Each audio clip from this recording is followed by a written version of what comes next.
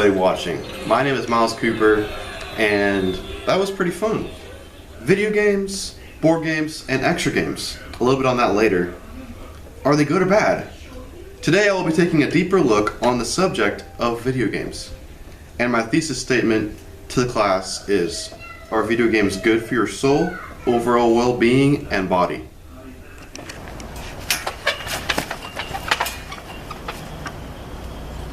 In this day and age, video games are looked at in a negative way. Well, I'd like to take a different look on things and say that video games aren't always negative.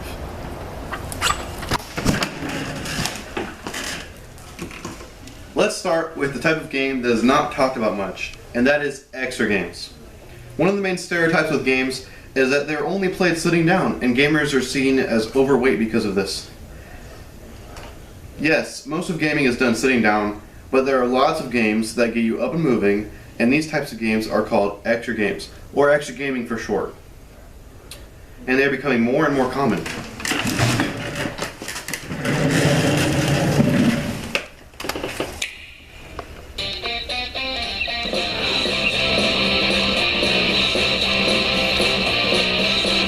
Embark on an adventure that'll keep you moving.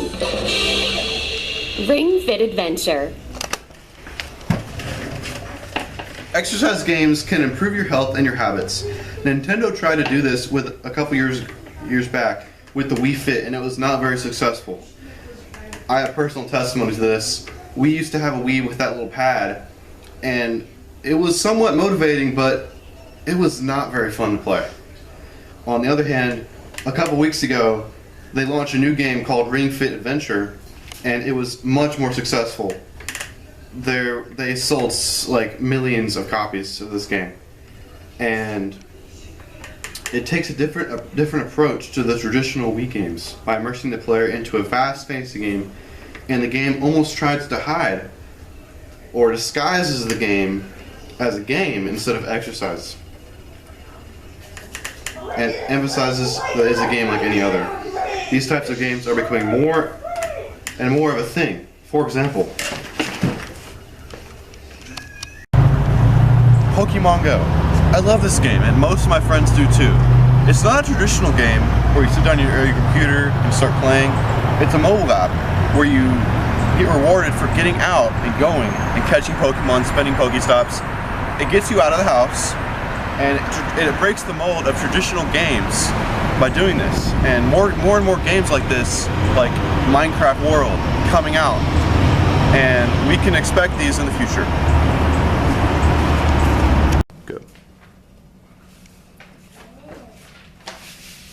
And finally, board games.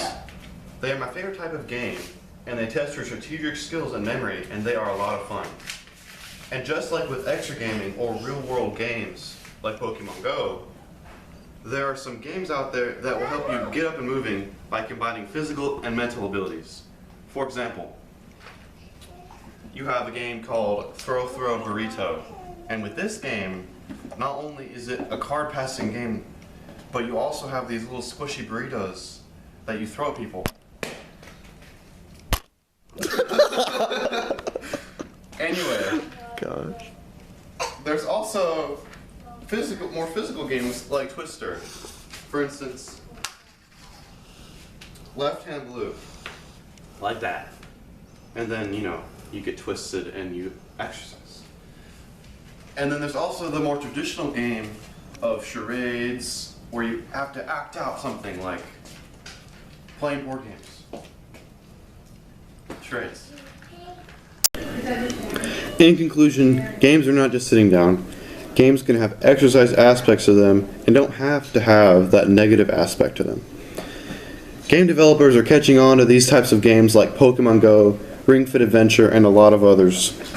I'm going to wrap up the video, but I hope I have given you some insight into the other side of gaming.